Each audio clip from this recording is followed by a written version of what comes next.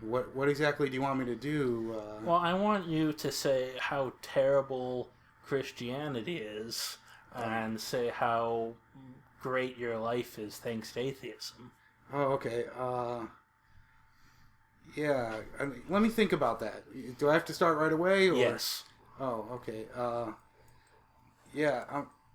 I'm sorry, Mr. Buck. I don't know if I could do that though. Why?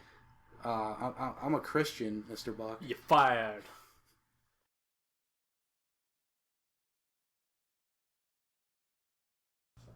Number 42? Hey, so you're my unemployment counselor here? Yes, I'm Mr. Buck. Oh, nice to meet you, Mr. Buck. So, Mr. Matt, I see that you were a welder. Yeah. For 8 years, I was a welder. Yes, very good, very good. What is your skills? Welding, metalworking, some construction stuff, a little bit of computer stuff. When I was a lot younger, I worked at like pizza places and stuff like that. Okay, very good. Yeah. Well, I have a job available that I think would be perfect for you. Really nice. It Nice. involves heat. It involves food. Oh, I like food. Yeah. Of an ethnic nature, very similar to what you had before. This place is known as a McDonald's. What? How much does it pay? It says here that it has a wage somewhere around a minimum. Minimum? Yes. I can't live on that, man. I just came from making good money welding. How am I going to pay for my house? How am I going to pay for... I make more money than that on unemployment, man. Well, you'll certainly have plenty of time to take care of your house and kids because it's the night shift and you're going to be the janitor. So, that's all helpful. Good news for you. Dude, it's not good news. I want to be a night janitor for minimum wage. What do you mean good news? It's good work if you can get it. You don't have to worry about people looking over your shoulder. Anyways, you will take this job or you get nothing. You guys are fucking assholes. That sounds about right.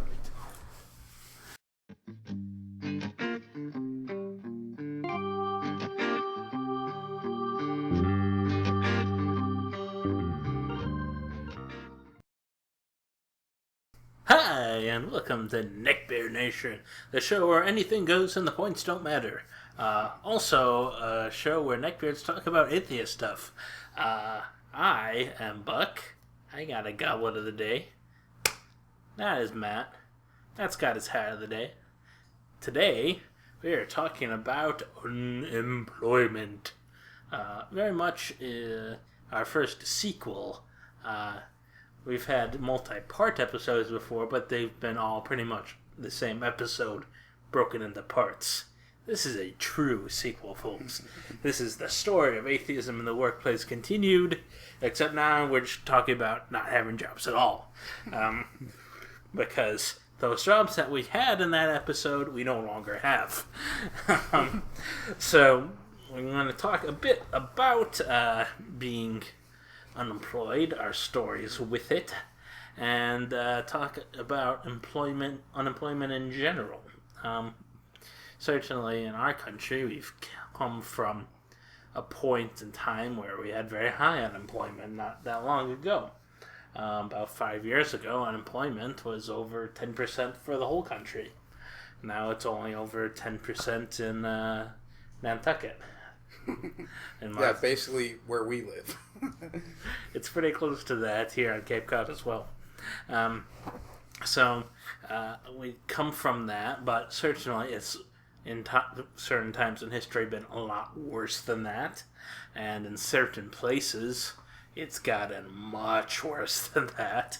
There's been places in the country that have at times had 25% unemployment, especially during the Great Depression, and that sucked. So we're going to go over some, rather than a chronology, the causes of unemployment and what society is doing about it, and unemployment on a more personal level as well. So as far as the societal causes, unemployment occurs in a capitalist system where you have a limitation of materials determining the output of your economy.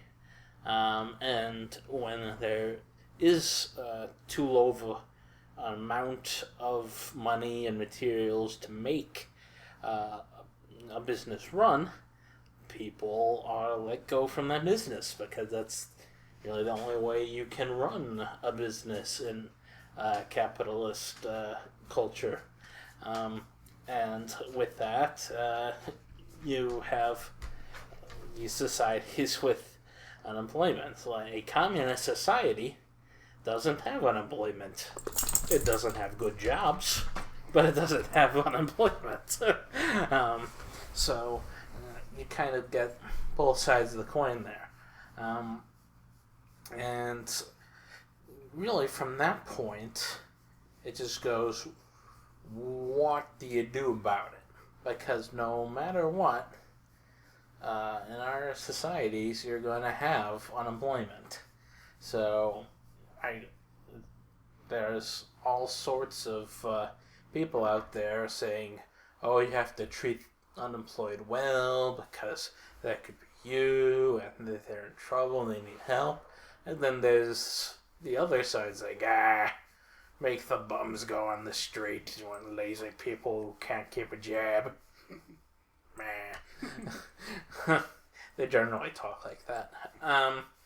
So from that perspective, we have some things in place in order to deal with it, like the unemployment office we had earlier, and paying people an unemployment wage so that they can continue on with their lives, and find through training programs new ways to help out, try and find another job, and in that way the system can help advance the workforce, but for the most part the system is just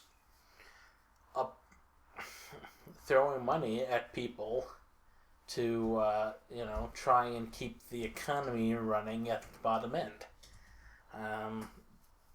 which is necessary in order to keep people alive and happy, as much as one couldn't be happy living on unemployment,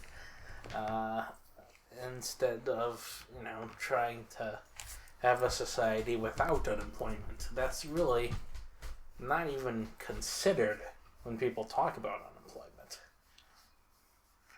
You haven't said anything yet. Yeah. You've been texting and petting the dog. Hey, I'm unemployed, man. This is what I do. So, I mean, there's the way I feel about unemployment is like there's got to be something out there that people can do. Mm-hmm. What? I don't know. It's just the way the system's set up, Right. Yeah, it is it is the way the system's set up, but there really isn't anything people can do. That's part of the whole capitalist structure. If there was something that everyone could do at an economic gain, then they'd be able to get jobs doing it. Certainly there's a lag, trying to get the right people to the right jobs, but the government agencies should be doing a better job of getting that done. So, yeah, I don't know. Okay. And certainly in other countries, they have a lot stronger systems. Well, that's okay. So that's a good point. So, like, look at China right now. I've seen a lot of documentaries about how they're just building cities over there with nobody living in whole cities just empty, just because they're planning on filling them up someday, basically. Yeah. Isn't that creating jobs and cutting unemployment, or no? Or would something like that work? Well, that hurts the economy as a whole. That's what I would call an externality cost, where, you're creating individual economic value to the people directly involved with the project, but you're also just doing shit for shit's sake and wasting all your money. Well, isn't there a way that if you did it now at these prices after inflation, you know what I mean? It might be cheaper to do it now than later. I don't know. No, that's not really the idea, because they won't. By the time that these cities get filled, they'll need to be completely updated. So there's really no point to doing what they're doing. I mean, if they were concentrating more on infrastructure, roads, bridges, water, power, things like that, that definitely pays off in the long run. All right. I guess, I don't know. Do you have anything more to say? I mean, we could talk about the actual how it works on a personal level. Yeah. Certainly, it's been affecting us here in the nation recently. I got canned about a week ago for basically bullshit reasons, but my vindictiveness will be kept here in the nation and not broadcast. And, it's really the first time that I've been subjected to that. There's been a lot of time in my life where, I've been employed but really haven't done shit. Pretty much underemployed. And that, creates a very similar lifestyle, just a little more money. But for me, it's, I moved out here 5 months ago for this job, and now it's like I'm out here with no job all of a sudden. And it's kind of a weird situation to be in. I guess I can apply for unemployment, and COBRA and all that good stuff. Oh, what's COBRA? That's when your health insurance from your company gets carried over after you leave. Oh, okay. Yeah. Yeah, and so Buck was asking me about unemployment. I've been on unemployment a couple times. First time I was I think 21 or 22, and I had gotten fired from my job, just like totally out of the blue. The job went under, so, and a little bit after that, I decided, maybe like a month after that, I decided I was going to be moving to Colorado. So in the meantime, I couldn't find another job, but I needed to have money coming in, and I knew that it would probably be hard for me to find a job once I got to Colorado. So I applied for unemployment, and up until this time, I had this like weird stigma about it, like, oh, I don't want to be a freeloader, I've always worked, and so, but I really had no other option in this case, because I needed money. Yeah. So I figured, whatever, I've had friends who did it, I'm like, I'll try it out, see what happens, and I also thought, like, for some reason, it took away from your Social Security or something like that, and I'm still not totally clear on that, but I know that you're given the option to pay taxes on what you're paid, and you do have to pay taxes on it, so I have always set it up to where they take the taxes out automatically. But anyways, so that was the first time I got on unemployment, and they paid me even though I moved to the other state until I found a job. I don't know exactly. I can't remember how that worked. I might have been not doing it right. Anyways, and then recently I had to go on unemployment because I got fired from a job I was at for 3 years, and I was making enough money on unemployment where it didn't make sense for me to get a crappy minimum wage job because, one, this company was going to take me back when they got busy again, so I was waiting for them to take me back, and two, I just wouldn't be making, I made more on unemployment than I would on minimum wage, you know? Absolutely. So it's this weird, I don't know, it's like this weird rock and a hard place situation where, at least for me, it was hard to justify getting a crappy job. But, so they have this kind of like, I don't know if it's a loophole, but normally they want you to put out, I think, at least 3 applications a week and document it and submit them to proof to them that you did that.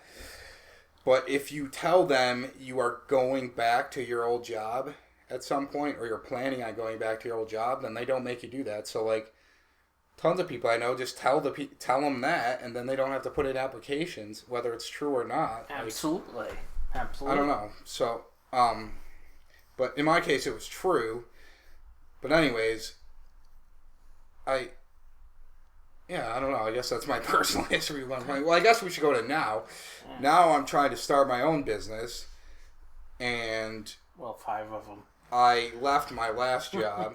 Yeah, we got a bunch of ideas. But anyways, I left my last job, and if you quit from a job, you cannot collect unemployment. You have to work at your last job for at least 3 months, at least in this state. I think it's 3 months, and then before you can collect, and you can't quit, or else you're not able to collect. Anyways, I quit my last job technically, so I'm not able to collect right now, but I'm starting my own business, and that's another thing I want to touch on is if you are your own boss, you cannot collect unemployment if for whatever reason you need to. I'm not sure if that works if I don't know, a corporation, or if there's other ways to start the business where you would be able to collect if it's a different entity, you know. But as far as I know, you can't collect. Yeah. Maybe that's only for sole proprietorship. Right. Yeah. And certainly, it's interesting systems. Around the world, this idea of you make more on unemployment than minimum wage certainly would be odd because we have a very low minimum wage compared to a lot of Western countries. And my other thought about what you were saying is this whole stigma people have about people on unemployment. Like, there are some people in the world who just decided that they're never going to do anything and just want to take everyone else's money from the state. Yeah.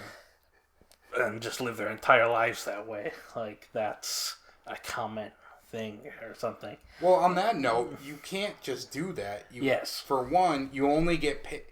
The amount you get paid for minimum or for unemployment is based on how much you made the previous year. Mm-hmm. So if you didn't work at all beforehand, you're not going to get paid anything from it. And you have to work at least 3 months and be fired. And there's all these like weird, or not weird, but there's all these stipulations to it where people can't really take too much advantage of it, you know? Mm-hmm. They have like checks and balances in place. Yeah. But yeah, it is a weird situation, not minimum wage being so low, you know? It's like, no, absolutely. And that's part of the whole living wage movement. People often say that if you have a living wage, then there'll be a massive unemployment. And certainly socialist countries where people are generally taken care of, whether they're employed or not, do have some higher unemployment. They also just have happier people. They have less crime and, all sorts of other great stuff. So, from that perspective, I think there's really no reason to treat unemployed people the way we do. Yeah, I think it's just a conservative stigma, like you're a lazy bum, It's like, well, it goes back to Reagan talking about the welfare queens. Like, people are, they're just people who want to live their whole lives on welfare because conservatism, yeah. I know, it's, part of that whole trickle-down economics idea. Yeah. Like, we just give... Why are you taking money just to live when I could be giving that to wealthy people? And then it'll eventually get to you. Like, no? It's nonsense. So, from that perspective, certainly, unemployment will be here to stay. As long as we're capitalist, and we're going to be capitalist for a very long time. Certainly in places, there's other options. Like, if you wanted to work flipping burgers, you could get a job flipping burgers right now. But that's an economic negative for you. So, there's a whole bunch of stuff like, they give the illegal immigrants jobs that Americans won't do, stuff out there as well. And a lot of that is because you're allowed to not pay your illegal immigrants very much. Yeah. So, and they're doing jobs. A lot of them are doing jobs nobody else would ever want to do, They'd do them if they were, real minimum wage jobs, and they didn't have another job, then they'd do it. Yeah. But they're not real jobs. They're just ways to traffic people up here and get some coyote a bunch of cash for smuggling some people over to do farm labor. If farm labor paid $10 an hour, you'd have people being bussed out from the inner city to do farm labor all the time. You talked about other countries. I wanted to talk about the Danish, or a little bit how their system is with the computer databases and the job databases and stuff like that. And it's very Scandinavian. Yeah. Certainly, Denmark has it. I usually think of the Swedish sort of outlook on such things. It's a very similar system, very similar socialism, but the Swedish idea of lagom is everyone gets to have their share. Everyone is equal no matter what it is they do, or how much they contribute, how little they contribute. Everyone's just doing okay. And that's really the concept of their society, and that's really driven them to a system that's very fair and very safe and happy. So that's something for us to consider. Yeah, I definitely like that type of system. You know what I mean? It's like, I feel like there was a middle ground where you could have that system in place, but then any extracurricular things people wanted to do to kind of better their situation, then let them do that too, Yeah. It's like, I don't know. Absolutely. There's got to be a nice middle ground where everybody's happy. Well, it's, the French system limits people's hours and for such things. And it's very complicated. It very much favors older workers. And college students have rioted in France due to their limited job opportunities. Yeah, I think it's in Italy, like, the work day is, like, totally different. Like, they stop for, like, 2 hours in the middle of the day just to go take a nap and stuff like that. Well, yeah, Spain is very well known for that. Spain, yeah. For the siesta midday. Yeah. But there's that element of it, but there's also just this whole idea of you may not work weekends. You must take a month off in the middle of the summer. Shit like that. Really? Yeah. So there's an end where it becomes somewhat counterproductive and maybe oppressive towards the other end, towards the business end of things. Yeah. But that's capitalism, and that's for another show.